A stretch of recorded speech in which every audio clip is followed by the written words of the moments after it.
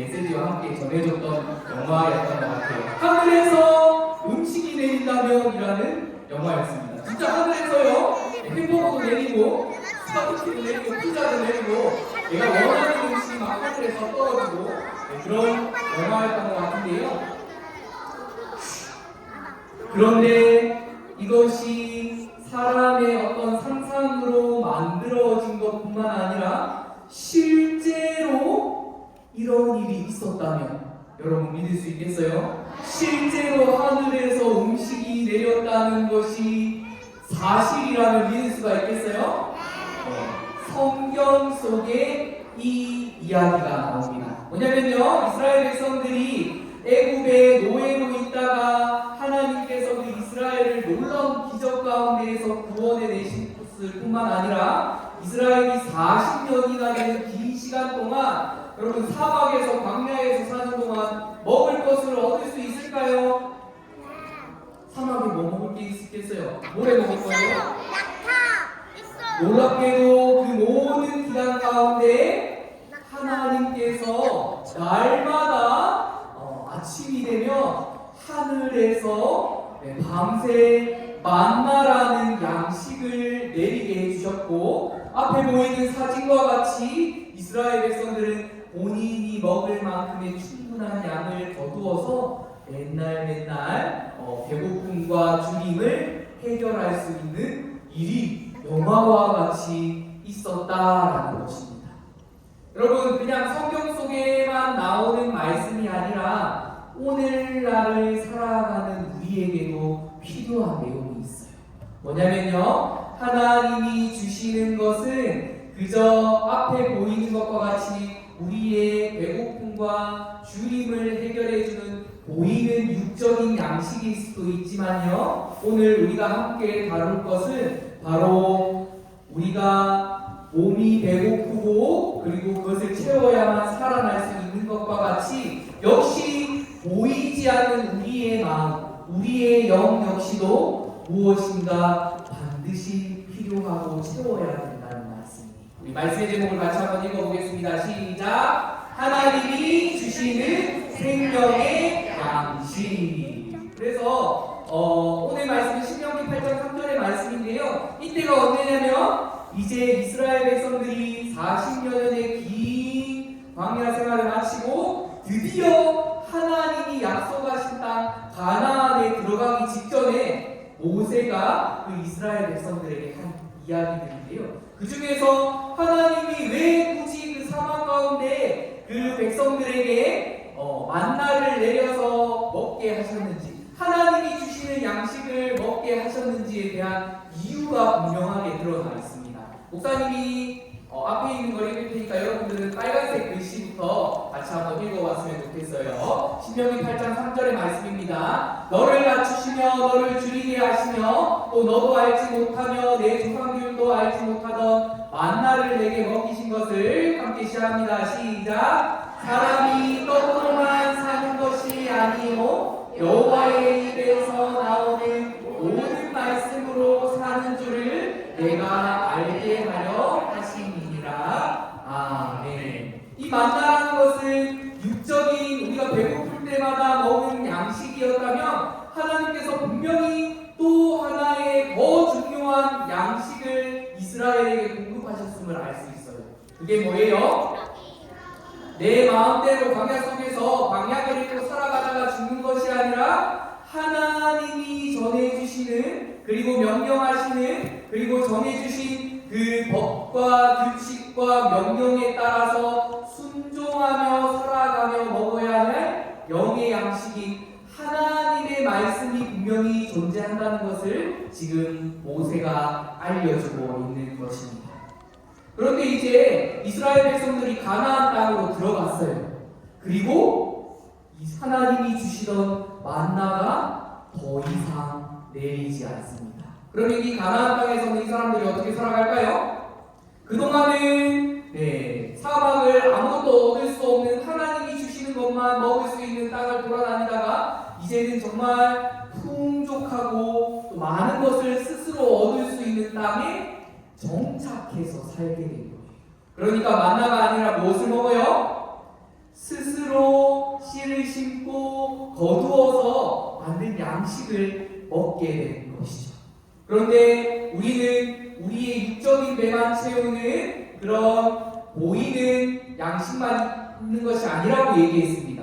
뭐가 하나 남았어요? 하나님이 주시는 말씀이, 하나님이 얘기하신 법과 규례와 명령을 잘 알고 따라가야만 우리의 마음과 영적인 양식을 채울 수 있는 거라고 했는데, 놀랍게도 이 이스라엘은 그저 배고플 때 먹는 육적인 양식만 스스로 해결하는 것이 아니라 반드시 채워야 될 하나님이 주셔야 될 영적인 양식을 잊어버리기 시작했어요. 거부하기 시작했어요. 그래서 어떻게 해요? 스스로 그저 그 땅 지역에 살던 사람이 만들어낸 내가 그저 유익할 수 있는 것을 준다는 만들어진 신을 하나님 대신 섬기기 시작했고, 그들에게 우상 숭배하기 시작하면서 더 이상 하나님을 잊어버리고 영적인 양식을 공급하는 것이 아니라 나 스스로도 충분해, 나 스스로도 내 생각대로 살아갈 수 있어 라는 삶이 시작하게 되었고, 이스라엘은 그때부터 헤어나올 수 없는 죄의 구렁텅이로 들어가 결국에는 멸망하고 마는 길을 성경에서는 계속 쭉 보여주고 있음을 우리가 알게 됩니다. 여러분, 성경 속에 이스라엘만 그럴까요? 목사님이 봤을 때는 오늘날을 살아가는 우리의 지금의 시대도 다르지 않은 것 같아요. 우리가 스스로 먹을 것을 언제든지 구할 수 있고 풍족한 삶을 살 수 있습니다. 내가 배고파서 며칠 굶어서 죽겠어요 하는 사람 있어요? 우리는 언제나 풍족하게 내가 원하는 메뉴들을 먹을 수 있는 시대를 살고 있어요. 그러나 중요한 것은 이스라엘이 가나안에 정착해서 풍족해질 때부터 영적인 양식을 잃어버린 것과 같은 시대를 오늘날도 똑같이 살고 있어요. 육적으로는 풍족해서 오히려 살이 찔까를 걱정하는 시대를 살고 있고, 그러나 영적으로는 아무런 것도 얻지 못하고 죽어가는 시대. 그래서 요즘 시대를 포스트 모더니즘 시대라고 하는데요. 여러분, 저 의자를 한번 보세요. 색이 엄청나게 다양합니다. 그렇죠? 포스트 모더니즘이라는 것은 처음에는 이런 예술 분야에서 나왔어요. 무엇을 뜻하냐면요, 원래는 보통 소파가, 의자가 한 가지 색으로 내가 마음에 드는 색 혹은 평범한 색깔들로 하는데, 아니야, 이 색도 맞고 이 색도 좋아하고 이 색도 마음에 든다면 다 정답이니까 다 섞으면 되지, 다 그냥 정답이라고 치면 되지 라고 하면서 만들어진 거예요. 여러분, 보이는 예술뿐만이 아니라 우리의 삶도 그렇게 돼버렸어요. 내가 맞다고 생각하면 답은 정해진 게 없어. 네가 원하는 대로 하면 돼. 기준은 없어. 네가 하고 싶은 대로 살면 돼. 나만 좋으면 누가 피해를 가든지 아무 상관없어.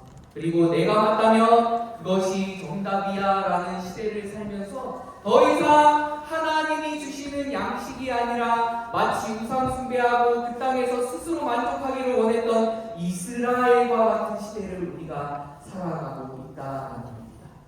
여러분, 우리에게 영적인 양식이 풍족하게 채워져 있나요? 여러분들의 마음속을 봤으면 좋겠어요. 우리가 보이는 양식은 시간이 될 때마다 배에서 신호를 보내고 모델에서 신호를 보내기 때문에 채울 수 있어요. 보이는 양식을 맛있게 먹을 수 있어요.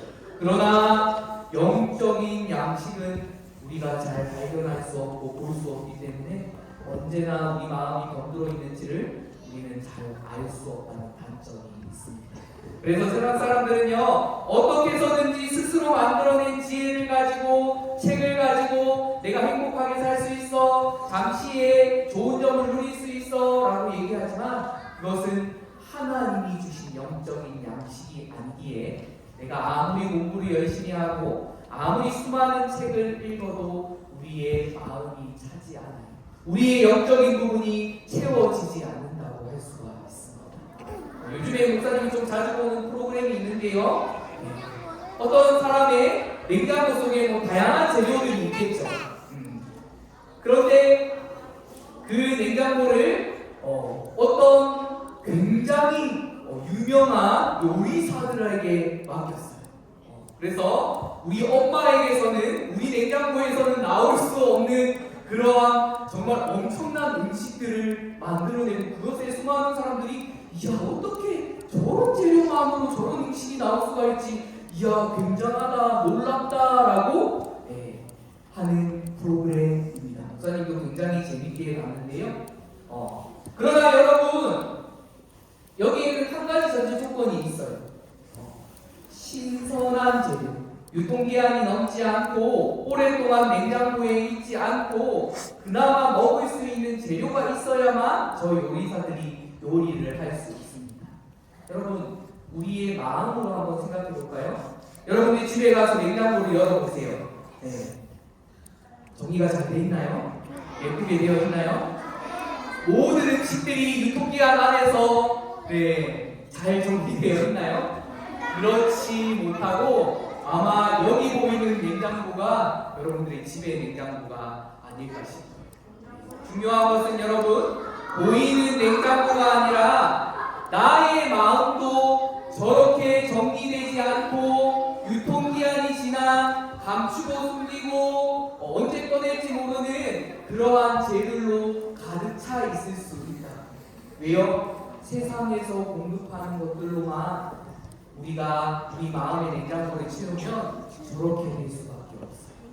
그러나 아무리 실력 좋은 셰프들도 유통기한이 지나고 썩어가고 정리되지 않은 재료들로는 음식을 할 수 없어요. 겉보기에는 맛있어 보일지 몰라도, 겉보기에는 괜찮아 보일지 몰라도 그것을 먹으면 어떻게 돼요?